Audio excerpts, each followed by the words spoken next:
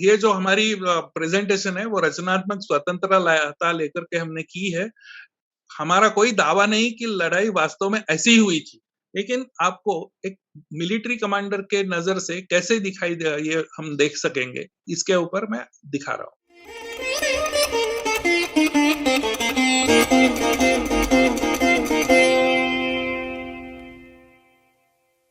आज मुझे बड़ी खुशी है कि महाराणा प्रताप के उस घाटी के युद्ध के संदर्भ में भाग 2 में आपको उस बैटल का कैसे प्रेजेंटेशन हुआ था, बैटल कैसे चला था, इसके संदर्भ में कुछ बात करना चाहता हूँ। शायद आपको अच्छी लगे और आपके मन में ऐसे विचार आएंगे कि हाँ, शायद ऐसे ही हुआ होगा। तो मैं यहाँ से अभी चलते हैं। ये आपको पता है कि हम आर्म फोर्सेस के तीनों युद्ध के विशेषज्ञ हैं। उनके से कंसल्टेशन करके ये प्रेजेंटेशन हम बनाते हैं और उसका प्रेजेंटेशन मैं करता हूँ। भी मैं आपको एक रिक्वेस्ट करूंगा कि मैं कहूंगा कि बोलो एक लिंग जी की, यह है राजपूतों की पारंपरिक एक रणगर्जना, तो उससे हम शुरू करेंगे। तो मैं कहूंगा बोलो एक लिंग जी की, तो आपको जय कहना है। शायद आप घर में बैठे बैठे ही ये सब कर सकते हैं। बोलो एक लिंग जी की जय, जय। बोलो बजरंग बली की जय। जय। और राजपूताना राइफल्स की जो है वो रणगर्जना है, बोलो राजा रामचंद्र की जय। जय। और भारतीय वायुसेना जिससे मैं बिलोंग करता हूं, उनकी है भारत माता की जय। जय। चलो, इससे हम आगे चलते हैं। बहुत सारे लोगों को ये मेवाड़ राज्य कहाँ है, हल्दी घाटी कहाँ है, ये सब पता नहीं है। खैर, मैं आपको ये स्लाइड्स आप देख करके पता चलेगा कि राजस्थान के एक नीचे वाले हिस्से में ये है, 3-4 जिले हैं। ये जो हमारी प्रेजेंटेशन है वो रचनात्मक स्वतंत्रता लेकर के हमने की है।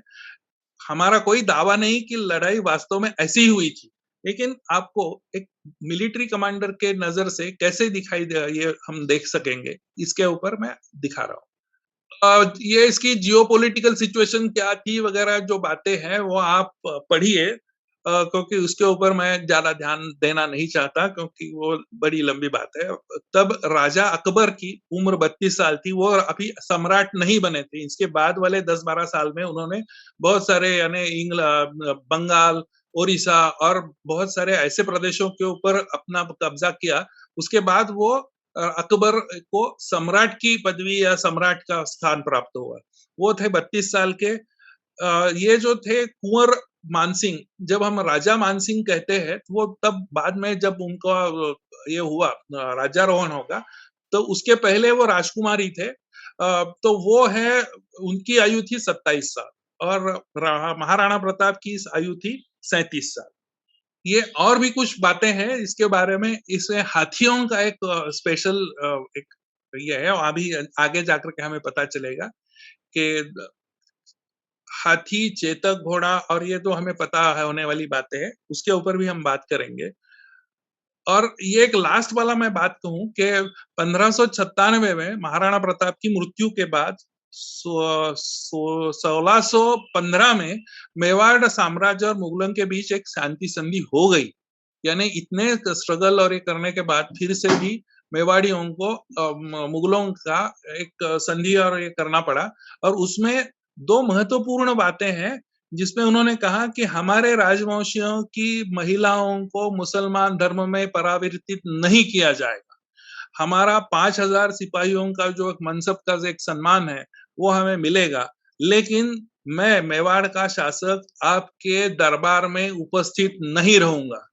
तो रियली एक अलग से एक उनको स्टेटस दिया गया, क्योंकि तब तक अकबर भी मर चुके थे और वो जहांगीर, जिनको ऐसे लड़ाई करने में ज्यादा कुछ खास दिलचस्पी नहीं थी, इसलिए वो शायद ये कुछ बातें हो गई, वो पुरानी बातें हैं। अब वो उसके ऊपर हम आगे चलेंगे। एक डिस्क्लेमर है कि जो भी कोई कॉपीराइट का उल्लंघन हो रहा हो, क्योंकि हमारा उद्देश्य तो अच्छा है, फिर भी तो हम निकाल देंगे। अब देखेंगे तो ये हॉकी और फुटबॉल का ये फील्ड किस लिए दिखाया गया है। तो मैं आपको सिर्फ ये बताना चाहता हूँ कि फुटबॉल और हॉकी और हमारे युद्ध की संकल्पना ये कुछ कुछ मिलती है, सब जगह नहीं। अब आप नीचे देखेंगे तो आपको दिखाई देगा कि ये सामने दोनों की दो पार्टियां एक दूसरे के सामने ऐसी खड़ी है, और जैसे वो सीटी बजेगी तो एकदम युद्ध शुरू हो जाएगा, यानी वो खेल शुरू हो जाएगा। तो जैसे ये प्लेसमेंट है यहाँ की गई है, या इधर आप देख सकते हैं नंबर 10, 7, 9, ये सभी जो प्लेसमेंट्स है उसका एक विशेष महत्व है। वो कैसे है हमारे मुगलों के संदर्भ में, वो मैं दिखाता हूँ। और ये तो मैंने आपको बता दिया। ये मैं आगे चलता हूँ। हाँ, तो ये देखिए, ये जो है ना, ये है फॉरवर्ड्स, और ये जो है या ये सेंटर फॉरवर्ड, इसको नंबर 10 बोलते हैं। या नंबर 10 की जर्सी पहनना एक बड़ा महत्वपूर्ण होता है, because he is the main person in making the goals. लेकिन वो फील्ड में है, खेल में है। हम ये है फॉरवर्ड्स और ये है centres, centres left centre, right centre, और ये रियर में है वो चंदाउल जिसको बोलते हैं, वो एक साइड में लेफ्ट, वहाँ all that reserves are kept, reserve forces, और दूसरा यहाँ छावनी है जहाँ वो रहते हैं, खाने पीने बनाने का चांस है। So in short it is, और ये कोल जो है, कोल is the place where the commander of that particular fighting force, he is there. Generally he is sitting on a in a high place, is something like an elephant, and from there he is maneuvering the whole thing, and he is getting the inputs from Iltamash. ये जो Iltamash करके है, they are some sort of a platoons which are connected to all this Harawal one side, Jarandhar on one side, and Chandavul on the rear side, and they are giving the informations कि क्या कहाँ हो रहा है, और जहाँ जरूर पड़े या जहाँ कुछ फोर्सेस की ज्यादा हो जरूरत, तो वहां वो भेजने के लिए ये टू असिस्ट दिस, ये जो हमारे कोल में बैठे हुए सेनापति है, उनको डिसीजन लेने के लिए वो मदद करते हैं। तो इनका एक बड़ा इंपॉर्टेंट रोल है। ये आप देख रहे हैं कि ये मैंने दोनों तरफ से एरो जो दिखाए वो है कि ये फॉरवर्ड, ये यहाँ, ये अभी जब हम बात कर रहे हैं, ये मुगल सेना का जो एक फॉर्मेशन था, ये मैं 200-250 साल के बीच तक का एक स्टैंडर्ड फॉर्मेशन मैंने अभी दिखाया। तो इस संदर्भ में ये घाटी में जो युद्ध हो रहा था उसका कैसे है, वो ही देखे, कोल, अल्तमश, ये आप देख सकते हैं। यही एक फॉर्मेशन इसी स्टैंडर्ड का, ये उसी स्टाइल का था। तो अब हम जाते हैं वहां जहां एक्चुअल बैटल होने वाला है। तो एक साइड में ये नदी है, बनास नदी, और इस साइड में ये जो अरवली पर्वत के जो कुछ ये है वो के पहाड़ियां हैं, और पहाड़ियों में से ये टेकड़ियां है। उनकी हाइट कोई ज्यादा नहीं, लेकिन वो ऐसे टेढ़े मेढ़े रास्ते हैं, इसलिए वो यहाँ जाना मुश्किल होता है। और अब हम देखते हैं कि महाराणा प्रताप का जो बड़ा तोपखाना था, जो हकीम सूर के अंडर था, वो यहाँ लगा हुआ था। महाराणा का मुख्य शिविर जो था वो हल्दी घाटी से थोड़ा सा आगे, ये देखिए हल्दी घाटी यहाँ है, और महाराणा का शिविर यहाँ था, हेडक्वार्टर। दूसरा एक शिविर यहाँ था जहाँ बहुत सारे उसके उनके तरफ से लड़ने वाले जो सरदार थे और उनकी जो ट्रूप्स थी यहाँ बैठी हुई थी। ये मुख्य हाथियों का एक शिविर जो था वो यहाँ आया था, और भील लोग जो यहाँ ऐसे छोटी-छोटी टेकड़ियों के दोनों तरफ बैठ करके आने जाने वाले रास्ते को इस तरह से रोकते थे, या उनके ऊपर अ, बाणों की बौछार करके उनको घायल करना है, उनको भगा देना घबरा करके, उनका ये काम था। जैसे यहाँ बैठे हुए वैसे ये सब जगह बैठे हुए हैं, लेकिन ये तोपखाने के साथ यहाँ भी एक जगह है, यहाँ भी वो भील यहाँ छिपे हुए थे। ऐसे करके ये इनका एक बना हुआ था, इनकी पोजीशन, शक्ति जो सैन्य शक्ति की इस तरह से उन्होंने लगाई हुई थी।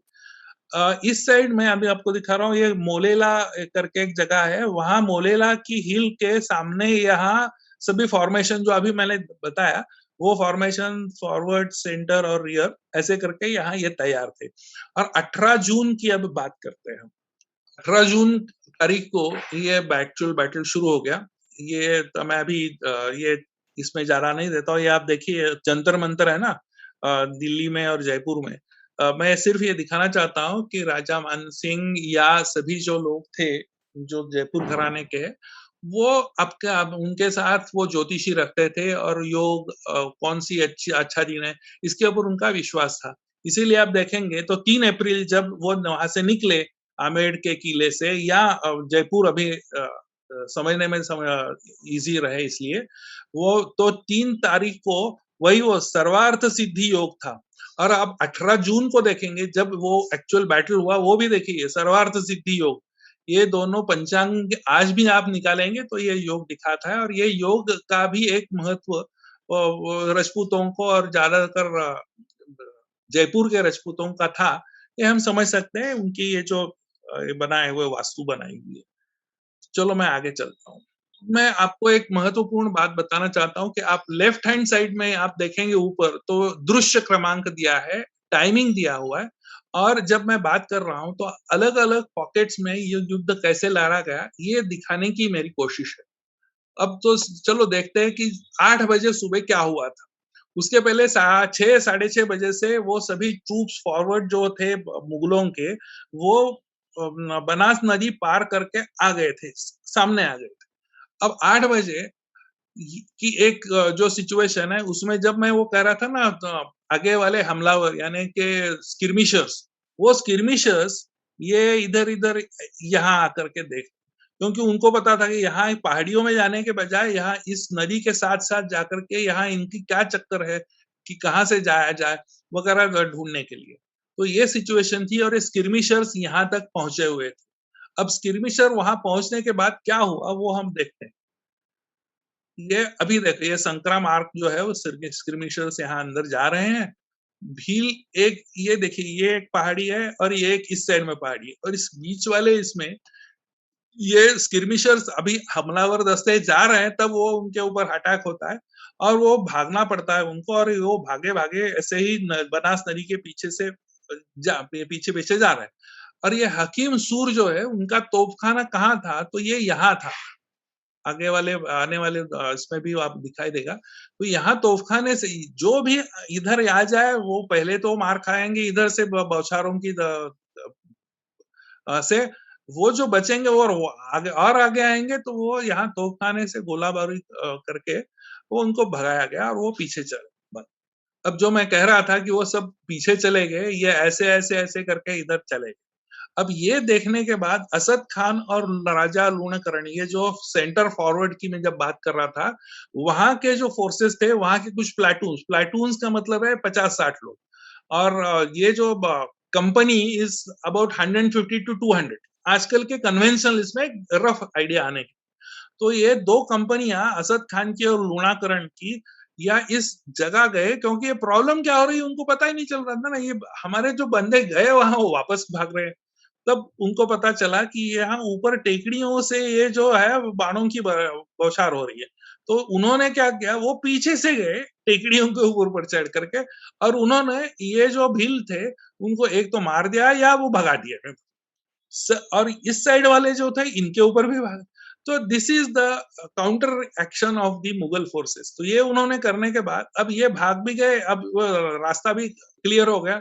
अब जाकर के और भी एक उनकी जो कंपनियां थी वो यहाँ नदी को पार करके वो हकीम सूर के जहाँ तोपखाने थे और तोपगोले की जगह थी, वहां जाकर के उन्होंने वो तोपखाना भी तोड़ दिया और वो नॉन इफेक्टिव हो गया। इसीलिए पूरा यह जो एरिया है वो सब खत्म हो गया। तब बचे हुए थे सुबह के 9:30। तो अब हम आगे चलते हैं।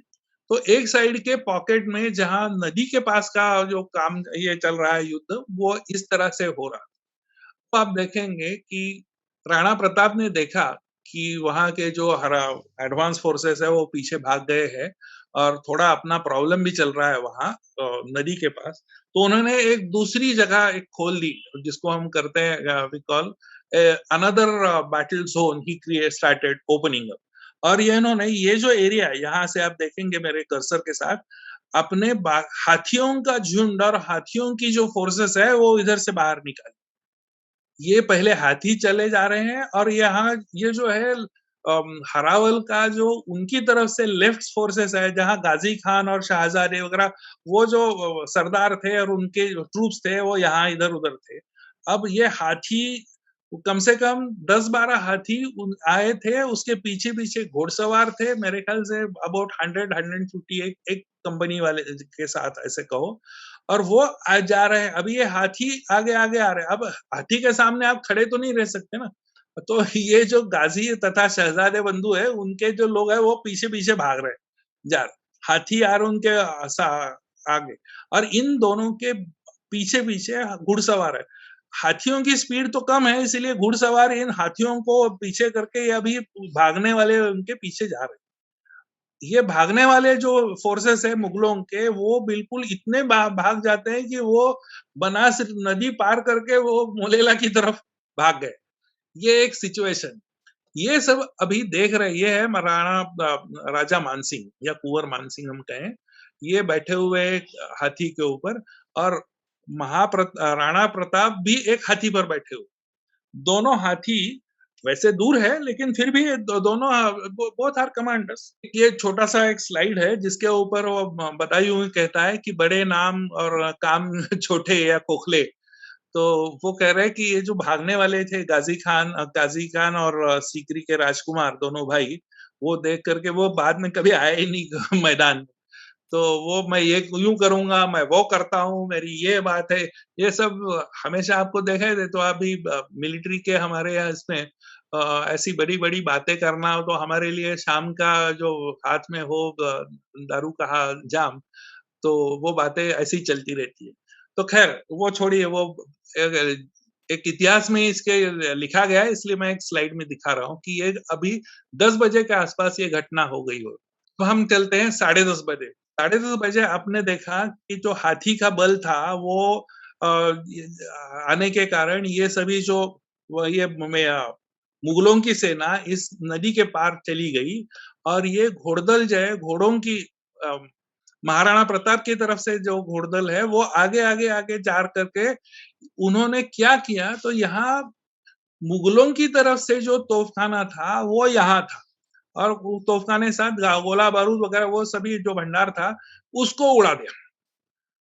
ये सबसे ये इस जो लड़ाई है उस लड़ाई का सबसे इम्पोर्टेंट ये इंफॉर्मेशन ये है, बात ये है कि ये जो तोपें और गोला बारूद मुगलों की तरफ से लाई गई थी 250 300 350 किलोमीटर दूर से, उनका उद्देश्य ये था कि ये तोपों और गोला बारूद से वो गोविंदात की जो ये दरवाजे है किले के उसको तोड़ देंगे। लेकिन ये उनकी जो ये है, ये तोपें और ये तोड़ना, ये महाराणा प्रताप की एक स्ट्रैटेजी का एक बड़ा इम्पोर्टेंट एक रोल था कि यहाँ उनकी तोपों को इधर ही खत्म करो। ऐसे करो कि ये तोपें कोई काम ना करे। और ये उद्देश्य उनका सफल हो गया। और क्योंकि ये पूरा जो फ्लैंक है ना लेफ्ट साइड वाला, वो भाग के चला गया, तो ये जो यहाँ रखा हुआ था, तो this is the most important thing in the battle was this, ये जो तोपों और गोला बारूद के ऊपर हमला करना। ये जब हो रहा था तो एक इधर देखेंगे, ये दोनों जो हाथी, ये इधर है महाराणा प्रताप, और ये कुंवर मानसिंह, ये दोनों आमने सामने आ गए थे, लेकिन इतने नजदीक नहीं आए थे, फिर भी दोनों की तरफ से जो भाले और इसकी थोड़ी सी ये हो गई, कोई थोड़ी सी चकाचक जिसको बोलते हैं। तो आप देख सकते हैं कि यहाँ ये एक साइड में ये है और दूसरे साइड में, अब जाकर के मानसिंह को ये पता चला कि यार यहाँ मैं यहाँ हूँ और कहीं गलती से मुझे लग जाए तो ये सब प्रॉब्लम हो जाएगी, इसीलिए मानसिंह ने अपने नियंत्रण के लिए वो वापस चले गए इस साइड अपने हाथी के ऊपर। और मेवाड़ वाले अब देखिए, मेवाड़ की तरफ से यानी महाराणा प्रताप की तरफ से दो बातें हो गई। एक कि यहाँ ये जो तोपखाना है, ये मैं अभी दिखा रहा हूँ तोपखाना, वो नॉन इफेक्टिव हो गया। दूसरा, ये वो जब आमने-सामने आ गए थे, तो इधर उसको वापस जाना पड़ा। तो these are the 2 important highlights of this battle, कि जिसके कारण हम कह सकते हैं कि महाराणा प्रताप की मेवाड़ सैनिकों की वो एक थोड़ी-सी सरशी है ना कि दे आर ऑन दी उनकी अच्छी एक हो रही है पोजीशन। अब जब ये देखा महाराणा प्रताप ने कि हमारी एक ऐसी पोजीशन आ रही कि अब हम डिसाइसिव बैटल विन कर सकते हैं, तब उन्होंने अब उनके जो सभी सरदार थे और उनकी तरफ से काम खेलने वाले, जो आप अभी आपने देखा होगा कि एक दूसरा या तीसरे तीसरे वाला जो ये था अपना उनका छावनी थी, उस छावनी में जो सभी सरदार और उनके जो लोग थे, उनको बोला कि चलो अब आप आ जाओ, क्योंकि अभी वो अब मुगलों को हम परास्त कर ही सकते हैं, क्योंकि उनका वो भाग रहे हैं। ये जब आप हो रही है, सिंबॉलिक अभी देख रहे हैं, और ये जो मैं दिखा रहा हूँ वो ये वो बाद में जाकर के रक्त तलाई का ये है जगह। अब आप देख सकते हैं कि ये सभी जो है, ये कलर के ये सभी है मुगलों मेवाड़ की फोर्सेस, और ये मेवाड़ की फोर्सेस वालों को वो भगा रहे हैं ऐसे करके, और उनको बनास नदी के पीछे भेजना है, और जित हो सके जिनको काट कूट करके मार देना है। ये सभी ये लोगों के मैं नाम दे रहा हूँ, ये सब जो सरदार थे उनकी तरफ से खेल रहे थे, क्योंकि मैं इसके बीच में नहीं जाना था कि ये डोडिया कहाँ थे और वो यहाँ कहाँ थे, वो और जो इम्पोर्टेंट है वो आएंगे तो अगली स्लाइड्स में आ जाएंगे। अब ये प्रॉब्लम हो रही है कि ये जो एक मानसिंह जो यहाँ खड़े हुए हैं, वो उनको अब परेशानी है कि यार ये तो प्रॉब्लम हो गई, अपना तोपखाना भी गया और ये इधर वाला ये यहाँ ये सेंटर में आकर के वो ऐसा उधम मचा रहे, तो हम भाग रहे। तो उसने इनका जो भाई है माधो सिंह, उसको बोला कि भाई अब आप अपने को वो उज़्बेक का मेहतर खान करके एक है, उसको बुलाओ, उसके घुड़सवारों को, अभी टाइम आ गया। तो ये जो रिजर्व फोर्सेस में कह रहा था ना, चंदाउल करके, वो रिजर्व फोर्स में बैठे हुए थे ये उज़्बेक कमांडर मेहतर खान। वो ये देखिए, ये ऐसे मैं एक सिंबॉलिक चित्र दिखा रहा हूँ। ये मेहतर खान और ये उज़्बेक वगैरह आपको आज के संदर्भ में थोड़ा-सा दे दूँ, तो आज के संदर्भ में अफ़गानिस्तान में जो ये तालिबान और उनके जो छोटे-छोटे ग्रुप्स हैं, उनके अंदर वाले जो लोग होते हैं ना, वो मोर और लेस ऐसे हैं। अब घोड़े तो है नहीं, लेकिन जो भी है उनके पास थोड़े से शस्त्र, लेकिन उनका ये तरीका, उनके कपड़े पहनना, ये सब, ये उसी तरह का है। उसमें से उज़्बेक भी एक अलग एक उनकी ये है न कबीला है। ये सभी कबीले वाले पिछले हज़ारों सालों से अपने-अपने कबीले के साथ रहते थे, और उनमें से बीच-बीच में उनकी मारा-मारी होती थी। तो उसमें से एक उज़्बेक कमांडर जो मुगलों की तरफ से था, उस ये उनको मिला हुआ था, तो उसको अभी उन्होंने बोला इसको निकालो बाहर। अब आप ये जो है ना, ये उज़्बेकी जो कमांडर है, आज भी उनकी एक विशेषता है कि ये ऐसे घोड़े पर आते थे और भिनभिनाते हुए घोड़े आगे दौड़ रहे हैं, और बड़ी धूल खुली, और उनके घोड़े पर बैठे-बैठे वो तीरंदाजी कर के सामने वाले को मार देते हैं और काट देते थे। तो ये उनकी स्पेशलिटी है, और वो उनका एकदम झुंड में एक समझ लो कि 200-300 ऐसे आ जाएंगे आपके सामने, तो नेचुरली आपको पीछे भागना पड़ेगा। तो ये जो मिहत्तर खान का एक रोल है, या मिहत्तर खान की जो सेना वहां आ गई, उससे पलड़ा कैसे बदल गया, वो अभी हम देखेंगे। ये आप देख सकते हैं कि अभी, और ये जो मैं अभी बात कर रहा था, ये सभी जो है यहाँ बैठे हुए मेवाड़ की सेना की तरफ से लड़ने वाले सरदार और उनके सैनिक, अब इनके ऊपर उज़्बेक वाले तीनों तरफ से आगे आ रहे हैं। अब आप देख सकते हैं कि ये जो अभी हाथी पर बैठे हुए थे मानसिंह, कुंवर सिंह यहाँ इधर, जिन्होंने हाथ करके सबको बुलाया, वो अब ये देखिए जो भाग रहे थे ना पहले मुगल सैनिक, वो अब उल्टा मुंह करके इनकी तरफ आ रहे हैं, क्योंकि उनको पता चला कि अब ये आ गया अपना सरदार मिहत्तर खान, तो अब अपना अब फिर से वो अटैक करने के, अब आप देखिए ये यहाँ अटैक कर रहे हैं, ये उल्टे भागे हुए वो फिर से वापस आ गए, और ये देखिए ये तीनों तरफ से 1, 2, 3 तीनों तरफ से ये ऐसे घिर गए मेवाड़ के सरदार। अब ये मेवाड़ के सरदार घिरे हुए हैं ये देख करके, क्योंकि अभी भी राणा प्रताप हाथी पे है, तो वो अभी आप क्या चाल करते हैं? ये यहाँ अब आप देखेंगे कि महाराणा प्रताप को ये लगा कि मैं हाथी पे बैठा हूँ, तो मेरे लिए हाथी की स्पीड, हाथी का एक मैनूवरिंग का एक लिमिटेशंस है हाथियों के भी। तो ये मुझे अभी हाथी का कोई काम नहीं रहेगा, अब मुझे नीचे उतर करके घोड़े पे आना पड़ेगा। इसीलिए वो यहाँ एक कॉर्नर ये है, देखिए अभी आजकल भी वो माता का एक टेम्पल है, एक छोटी-सी टेकड़ी है, उस टेकड़ी के पीछे ये सभी जो चेतक या ऐसे बहुत सारे जो घोड़े हैं, एक एक कैंप यहाँ लगा हुआ है, उसमें एक चेतक भी है। तो वापस आते हैं राम प्रसाद हाथी के ऊपर से, वो नीचे ऊपर के महाराणा प्रताप अभी चेतक पर बैठे हुए। इनका उद्देश्य ये है कि मैं ज़रा अब मुझे पता चल गया कि क्या हो रहा है। अब मुझे इस साइड में जाना है या उस साइड में जाना है, क्या करना है, ये मैं डिसीज़न मेकिंग के लिए मेरे लिए ये घोड़े पर सवारी करना ज़्यादा अच्छा रहे। तो आप दूर से देखेंगे तो आज भी आप दिखाई देगा कि ये ऐसे तीनों तरफ से जो घिरे हुए हैं और जो अभी यहाँ उनको अभी कोई ये नहीं ना, nobody is able to give them support.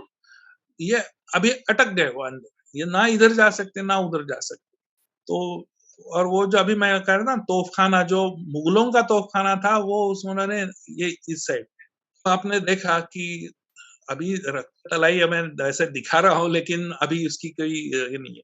ये कुंवर मानसिंह हाथी पे है और उन्होंने मुगलों का हाथी खाना बाहर निकाला। अब मुगलों को लगा कि भई हम अब जीत रहे हैं, तो अभी हाथी हमने जो हाथियों का बल है वो निकाल लेते हैं। जब उन्होंने देखा तब राणा प्रताप ने सोचा कि भई अभी एक दूसरी एक जगह खोल दे है एक बैटल, ताकि ये हमारी यहाँ की जो जीत ये हो रही है और हमारे जो सरदार यहाँ अटक गए, उनको निकालने के लिए एक प्रेशर ग्रुप यहाँ तैयार होना चाहिए और ये बैटल में यहाँ हम बैटल करेंगे। इनको लगता है कि हम वैसे ही हम जीत रहे हैं तो इनको ऐसे ही हाथियों, तो ये दोनों के हाथियों के दल का अलग-अलग उद्देश्य है, फिर भी दोनों चाहते हैं कि हाथियों का युद्ध हो। तब बचे हुए हैं 12 दोपहर के। भी 12 और साढ़े 12 के बीच में हम देखते हैं कि दोनों तरफ से हाथियों का झुंड आना शुरू हो गया। जब हाथी आते हैं तो आप देख सकते हैं वो उनके सामने खड़ा नहीं कोई रह सकता, वो सब लोग भाग जाते हैं इधर-उधर। और ये हाथियों की एक विशेषता ये है कि उनके दाँतों पर नुकीले खंजर लगे हुए हैं। वो दहाड़ते हाथी जब सामने आ जाते हैं सैनिकों के तो खुद को बचाने के लिए भागना पड़ता है सामने। ये जो हाथी है उसके ऊपर जो महावत बैठे हैं उनके हाथ में अंकुश जैसे वो होता है, उसके से वो कंट्रोल करते हैं। अब ये प्रॉब्लम ये है कि ये हाथी जो सिखाए हुए ट्रेंड है, महावत जो ट्रेंड है, उनको उनकी रक्षा करना भी बड़ा इम्पोर्टेंट है ना। वो क्योंकि वो ट्रेंड है तो इसीलिए उनका एक स्पेशलाइजेशन है। तो उनके पीछे-पीछे हर एक हाथी के आस-पास इर्द-गिर्द about 30 to 50 helpers are there. हाथियों के साथ वो चलते रहते हैं और वो जैसे भागेंगे आगे आगे जाएंगे तो वो सभी so it is a sort of a composite force for every elephant and there are at least यहाँ तो 10 से ज्यादा एलिफेंट्स ऐसे कंपोजिट ये थे, वो आगे पीछे आ रहे थे एक दूसरे के सामने। वो कैसे है वो क्या वो आप हम थोड़ा आगे जाकर के देखेंगे। ये आप इस साइड में देखिए, ये जो अभी दिखा रहा हूं मैं, ये एक सिंबॉलिक दृश्य है। वैसे ही ये तो डिस्प्ले है कहीं उधर थाईलैंड में, लेकिन आप देख सकते हैं अलग-अलग तरह के लेंथ के ये सभी स्पीयर्स और लैंसर्स ये सब रखे हुए हैं। अब यहाँ है वो महावतों की मारामारी हो रही है, वैसे वो मारामारी महावतों की नहीं है, हमें सिर्फ दिखाने के लिए कर रहे हैं वो। यहाँ बैठा हुआ जो बॉस है या जो कमांडर है, वो और इधर के कमांडर के बीच में हो रहे और इसके ये रखा हुआ सब सामान उसका है वो देने के लिए पीछे से एक सप्लाई लाइन है। इस सप्लाई लाइन के ऊपर ये पूंछ के ऊपर एक आदमी खड़ा रहता है ऐसे, वो एक वो अब यहाँ नहीं दिखाई देगा और वो यहाँ ग्राउंड में खड़े हुए जो लोग हैं ना, उनके यहाँ से वो सप्लाई लाइन यहाँ है, यहाँ से वो उधर जाती है और यहाँ से वो जो पूंछ के ऊपर बैठा हुआ है वो यहाँ डाल देता है। और ऐसे खाने बने हुए कि वो ये भाला खत्म हो गया, ये जो खत्म तो ये और दे दो ऐसे करके। तो ये दोनों तरफ से सो ये यहाँ एक साइड ये कंपोजिट इनकी फोर्स है, एक साइड में इनकी फोर्स है। जस्ट समझ लेने की बात है।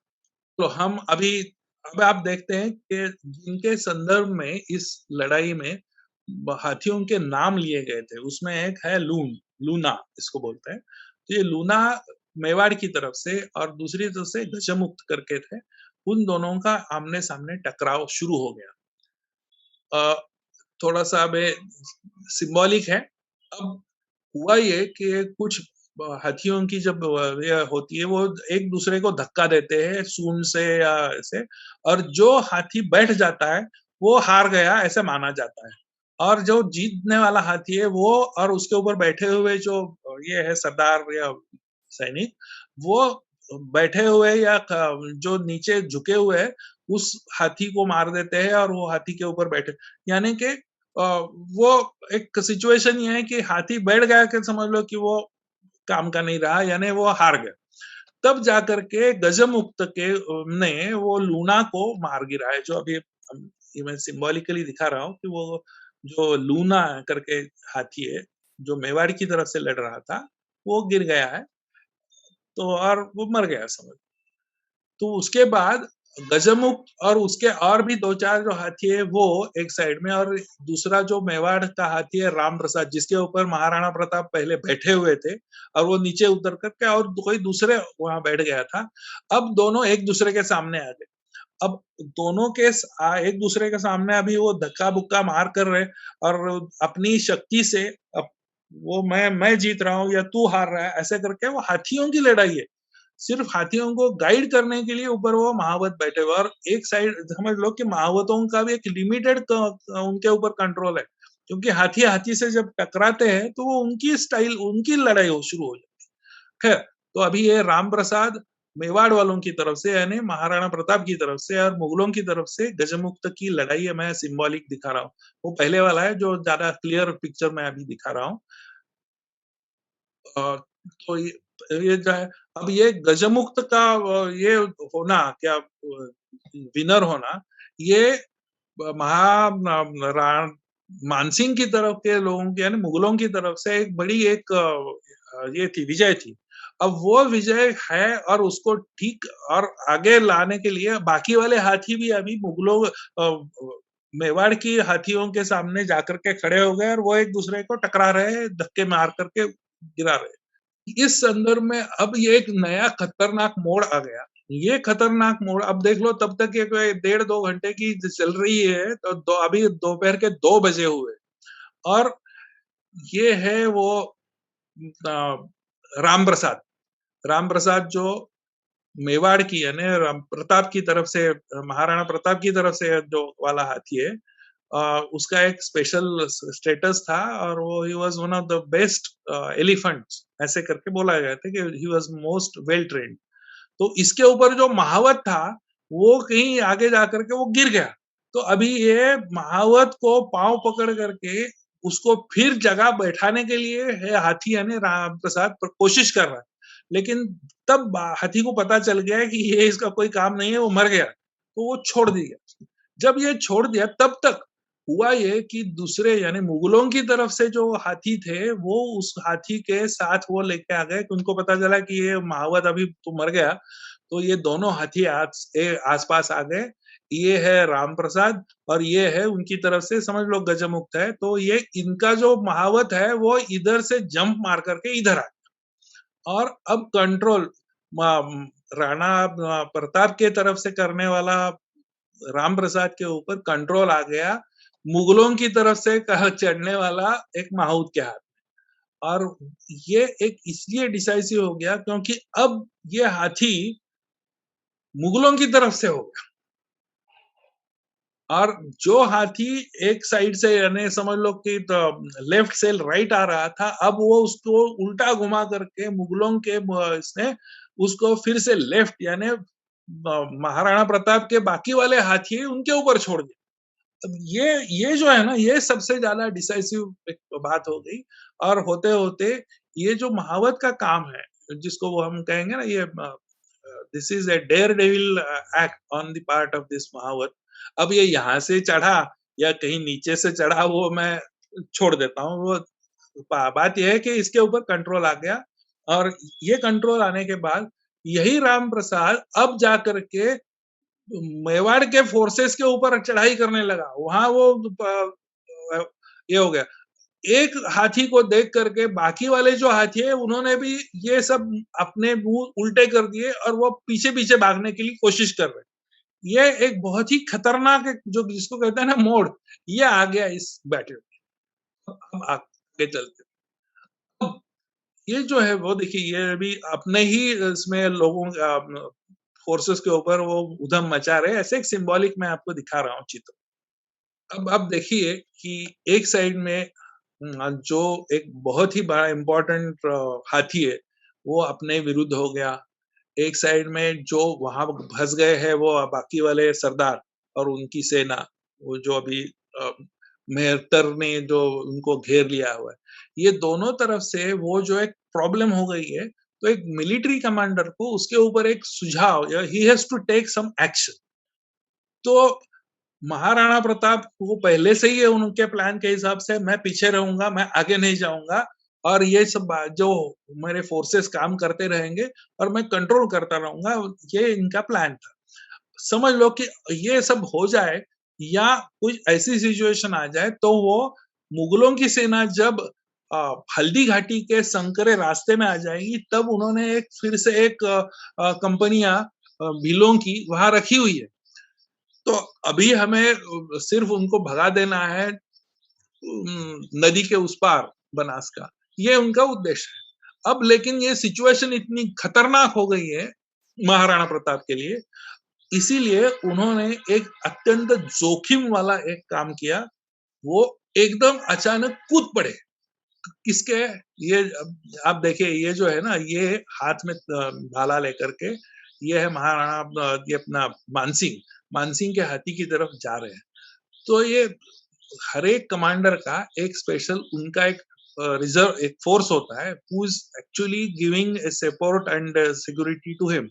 तो ये फोर्स को पीछे छोड़ करके महाराणा प्रताप एकदम इस हाथी के सामने खड़े जाकर के जाने लगे। अब उनके जो रिजर्व, ये जो उनके स्पेशल फोर्स थे टास्क, वो उनके पीछे पीछे आ रहे हैं, और उनको पता नहीं चल रहा ये जा कहाँ रहे हैं, ये अपने महाराणा प्रताप। तो वो जा रहे थे इसके सामने, क्योंकि वो एक डेस्परेट मूव हो गई थी, ये समझ। जैसे है ना, बहुत हताश मानसिकता में वे साहसी चाल चलकर कुंवर मानसिंह को मारने की तीव्र इच्छा उनको हुई, और वो उधर चले दौड़ गए। और वो बेटा एक सिंबॉलिक वहाँ सेंटेंस है, वो मानसिंह को देखकर कहते हैं, मैं महाराणा प्रताप यहाँ तुम्हारे सामने हूँ, चलो खेल लेते हैं। ऐसे करके एक वो एक सेंटेंस प्रसिद्ध है। और इस यहाँ चेतक को उन्होंने बोला, अरे एक होता है ना, तब जैसे अपन कुत्तों को, अपने पालतू लोगों को एक उसकी एक भाषा होती है, वो जो उसका मास्टर होता है उसके साथ वो बोल पुचकारता है, जो ऐसे कुछ खाने के लिए ऐसे, वैसे ये जो ट्रेन्ड हॉर्सेस है उनको पुचकार करके उन्होंने बोला कि नहीं, अभी तुम्हें हाथी के ऊपर हाथी के साथ सामने खड़ा होना है। कोई भी जो एलिफेंट के सामने वैसे कोई खड़ा नहीं रहेगा, कोई भी जानवर दूसरा, हर एक जानवर को अपनी जान प्यारी है। फिर भी ये ट्रेंड होने के कारण चेतक ने वहां हाथी के ऊपर अटैक करने की एक पोज ले ली। तो वो अभी अभी देखते हैं, ये जो अभी मैं कह रहा हूँ कि ये सब पीछे वाले जो है ना, वो प्रशिक्षित घोड़ा दुश्मन के सामने वो चला गया, और ये जो निजी भील रक्षक थे वो पीछे पीछे दौड़ गए, अभी ये पता नहीं कहाँ चले जा रहे हैं, ऐसे करके। This is that symbolic posture of Maharana Pratap and Mansingh. और ये दोनों का एक साइड में हाथी है और एक साइड में घोड़ा है, और ये जो कान के आसपास इन चेतक के जो ये आगे वाले खुर जिसको बोलते हैं, वो ऐसे है, और इसी एंगल में ये एकदम वो सामने आकर के अभी एक 5 या 10 सेकंड के आसपास की ही टाइमिंग में इस इनको भाला फेंक करके मार देना है, ये बैठे हुए मानसिंह को। तो बात ये है कि ये तब जाकर के इनके खुर है, वो हाथी हिल रहा है, ये खड़ा हुआ है, यू कैन इमेजिन कि कितनी डिफिकल्ट सिचुएशन। खैर चलो, तो हम आगे जाकर के वो पढ़िए तो आपको पता चलेगा। तब हुआ क्या कि ये हाथी के वो जो खंजर जैसे या तलवार जो थी, वो हाथी अपनी सूंड से घुमा रहा था, और वो हाथी का ये है पाँव चेतक के, इसको उसके खुर को लग गया ये जो तलवार है वो, ये आप देख सकते हैं। और ये जो है इसके कारण दर्द और पीड़ा हो रही थी चेतक को, फिर भी चेतक अपना बैलेंस न खोते हुए गया और ऐसे लुढ़कते लुढ़कते जाने लगा। तब जाकर के दो चीजें हो गई। एक, कुंवर मानसिंह जो थे उनको पता चला कि मैं अभी बहुत आगे आ गया हूँ, मुझे पीछे जाना है, इसीलिए वो उन्होंने हाथी को पीछे करके वो अपने साइड में चले गए रिजर्व सिक्योर करने के लिए। और दूसरी जगह ये मानसिंह के ये झाला मानसिंह जो महाराणा प्रताप की तरफ से लड़ने वाले नंबर 2 हम कह सकते हैं, वो उनके पीछे आ गए और उन्होंने कहा, "आप क्या कर रहे हो? आप कहाँ वहाँ क्यों गए? क्या आपका प्लान क्या है? आप आपने वो हमारे प्लान के हिसाब से हमें चलना पड़ेगा।" ऐसे करके दोनों में से कंसल्टेशन हो रही है। ये है वो झाला मानसिंह और ये है महाराणा प्रताप और उन्होंने बोला कि नहीं हमारी प्लान के हिसाब से इन लोगों को हमें हल्दी घाटी में उनको लाना है ताकि हम हल्दी घाटी में उनका उनके ऊपर अटैक करके उनको मार देंगे। तो ये ही सेड यार ठीक-ठीक यू आर राइट मैं ज़रा जोश में आ गया था। तो ऐसे कह कर के वो अभी पीछे जा रहे हैं। He is now retreating towards the Haldi Ghati that Haldi pass. Now he is going into Haldi Ghati और यहाँ भील जो है वो बैठे हुए हैं ये इनके आने के इंतज़ार करते हुए। होते-होते 10 किलोमीटर का एक ऐसे डिस्टेंस है वो वहाँ उसके बाद एक आता है क्या बोलते हैं नाला। वो नाला वैसे सूखा था लेकिन उस नाले के ऊपर से वो उनकी क्योंकि टाँग को लगा हुआ था तो चेतक को नाला पार नहीं करना है। वो नाले के बीच में ही वो नीचे गिर पड़े। एक 10-15 फुट का एक ये होगा। तो वो दोनों वहाँ गए हुए हैं और यहाँ वो देखिए ये दोनों भी घायल हो गए वैसे।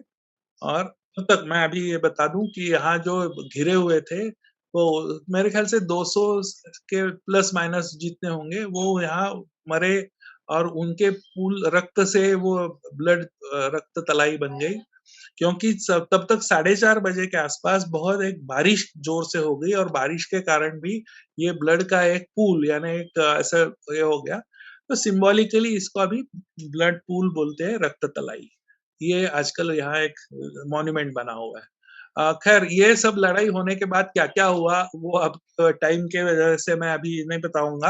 ये 3 तरफ से वो मुगलों की सेना गोगुन की तरफ निकल पड़ी, लेकिन गोगुन में आने के बाद क्योंकि उनका तोपखाना पहले से ही खराब था और टेम्पररी कोई रिपेयरिंग करने के बाद भी कुछ नहीं हो सकता था, इसीलिए बाद में जाकर के गोगुंदा में उनको बाहर ही महीना 2 महीने वहाँ निकालने पड़े और बहुत बड़ी बुरी हालत हो गई और उनके जो मुगल सरदार थे वो कंप्लेंट करने लगे और उन्होंने अकबर को बोला ये पता नहीं ये तो इस बंदे को तो कुछ आता ही नहीं है इसने गोगुंदा ऐसे लगा हुआ हमें खाने के लिए नहीं पीने के लिए नहीं हम ऐसे ही हम तरस रहे हैं और इसलिए हम वापस आ गए और गोविंदा बाद में जाकर के अंदर रहने वाले बहुत कम जो लोग थे वो सरेंडर हो गए लेकिन गोविंदा जीतने का कोई मजा ही नहीं आया और बाद में कुंवर मानसिंह को महाराणा अकबर ने एक सॉर्ट ऑफ एक पनिशमेंट और इसको एडमोनिशन कहे कि जो उनको 2 साल तक अपने दरबार में आने के लिए मना कर दिया था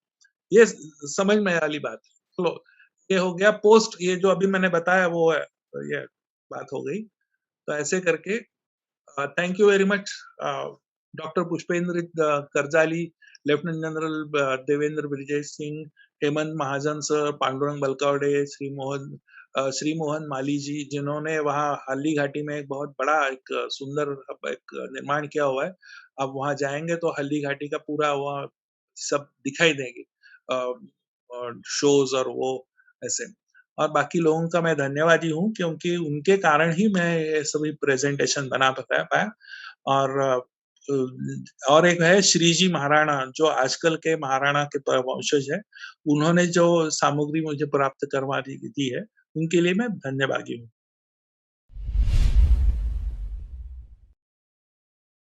धन्यवाद बहुत-बहुत धन्यवाद शशिकांत जी।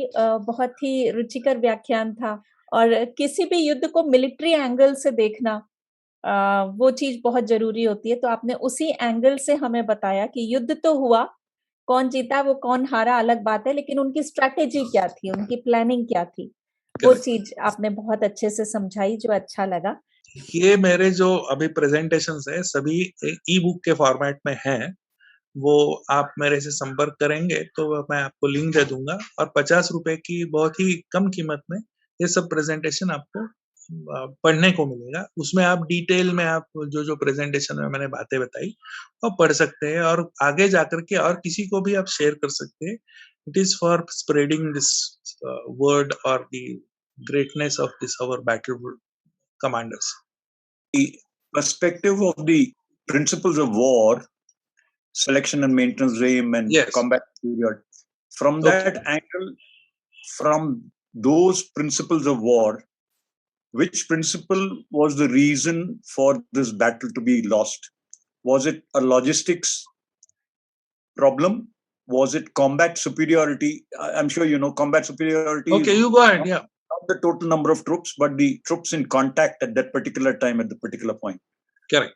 Or was it morale? Was it I couldn't attend the entire part of it, and I didn't. Okay, I'll just sum up what you are saying. These principles, which principles were applied in this? Actually, these principles actually made by these management masters. The 1, 2, 3, 7, like that. These 10 principles were not applied. There's some had a mixture of all.